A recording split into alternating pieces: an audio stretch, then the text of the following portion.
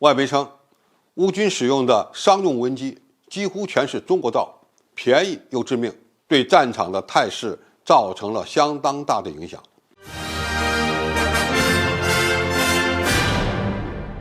观众朋友，大家好，我是付前少。正在进行的俄乌冲突，被认为是一场商业级无人机升级为战场主角的消耗战。中国大疆无人机公司又被认为是最大的赢家。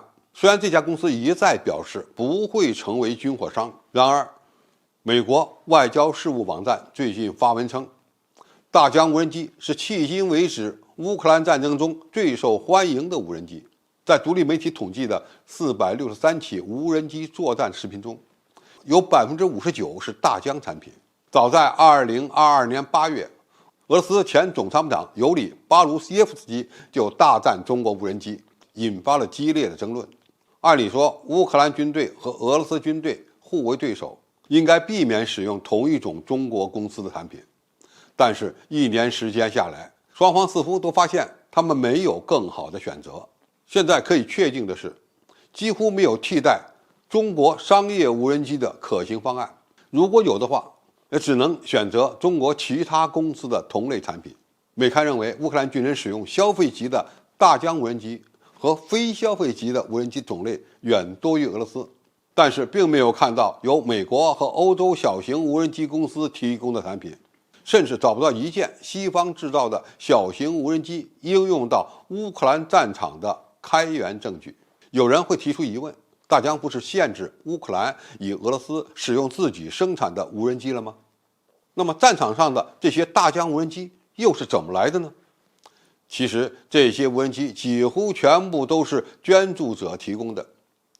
西方国家的志愿者一直在发起捐款，帮助乌军在欧洲获得并解锁足够多的中国无人机，甚至从民用渠道购买二手的消费级无人机。在获得中国无人机的能力上，乌克兰享有战略优势。俄罗斯报告称，到2022年6月，俄罗斯市场上的消费级无人机开始面临严重短缺。中国无人机在俄乌战场上有什么用呢？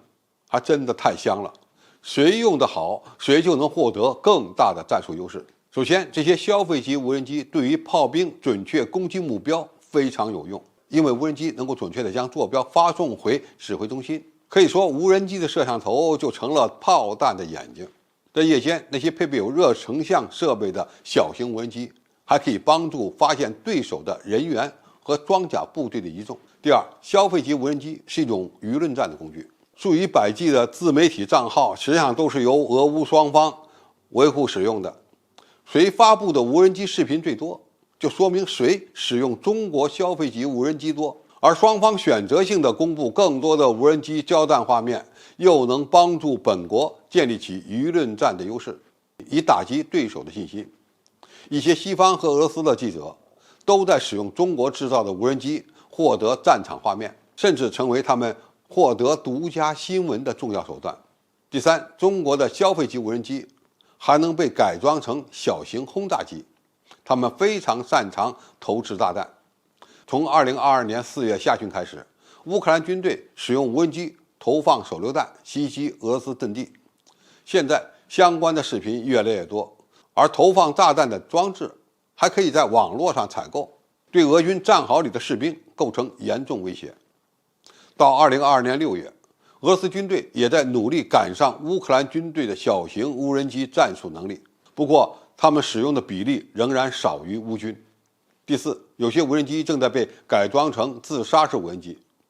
到2023年初，乌克兰军队又将部分多旋翼的民用无人机以及固定翼的民用无人机改成自杀式炸弹。尽管迄今为止取得的战果相对有限。第五，商用无人机还能够劝降对方的士兵。